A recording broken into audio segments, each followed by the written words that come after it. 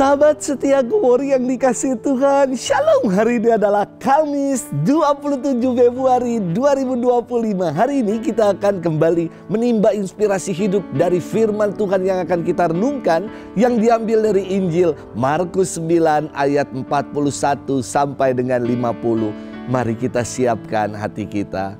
Haleluya, haleluya, haleluya. Sambutlah sabda Tuhan bukan sebagai perkataan manusia, melainkan sebagai sabda Allah. Haleluya, haleluya, haleluya. Tuhan bersamamu dan bersama rohmu. Inilah Injil suci menurut Markus. Dimuliakanlah Tuhan.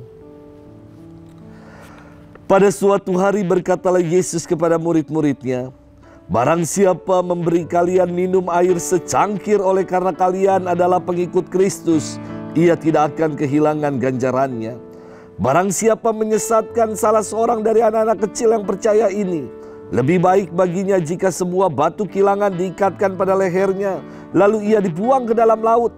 Dan jika tanganmu menyesatkan engkau, penggalah, karena lebih baik bagimu dengan tangan terkudung masuk dalam kehidupan, daripada dengan utuh kedua belah tangan masuk dalam neraka, ke dalam api yang tak terpadamkan. Dan jika kaki menyesatkan engkau, penggalah, karena lebih baik bagimu dengan kaki timpang masuk ke dalam hidup, daripada dengan utuh kedua kakimu dicampakkan dalam neraka.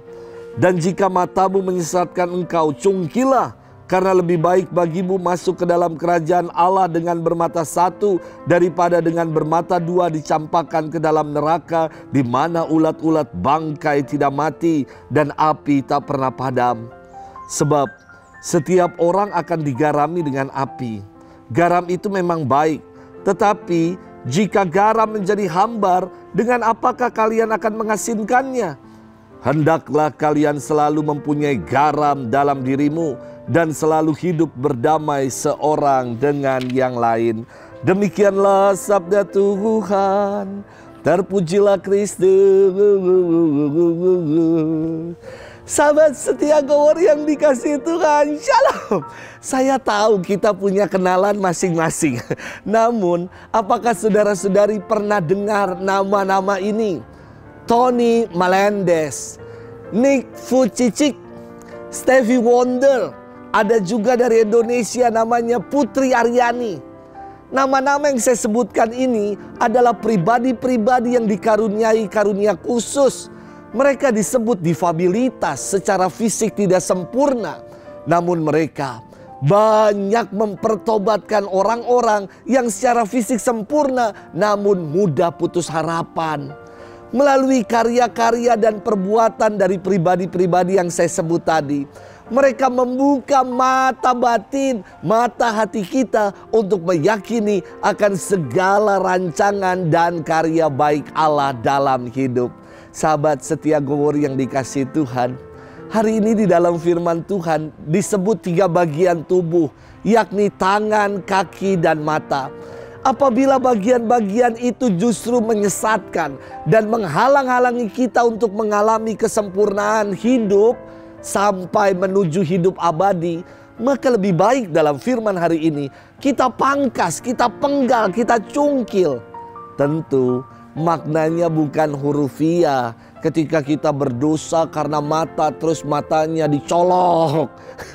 Ketika kita berdosa dengan tangan, tangannya dipotong. Kalau demikian nanti di surga semuanya berkebutuhan khusus.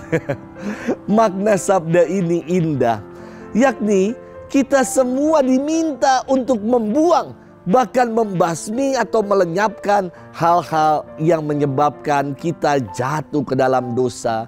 Hal-hal yang menghalang-halangi kita untuk mengalami kehidupan abadi.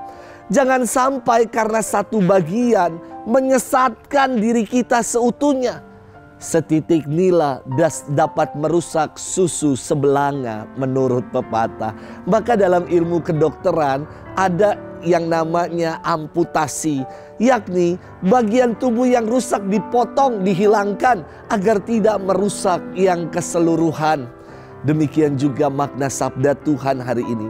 Jangan sampai bagian diri kita yang terpuruk dalam dosa merusak keseluruhan citra kita sebagai gambar dan rupa Allah.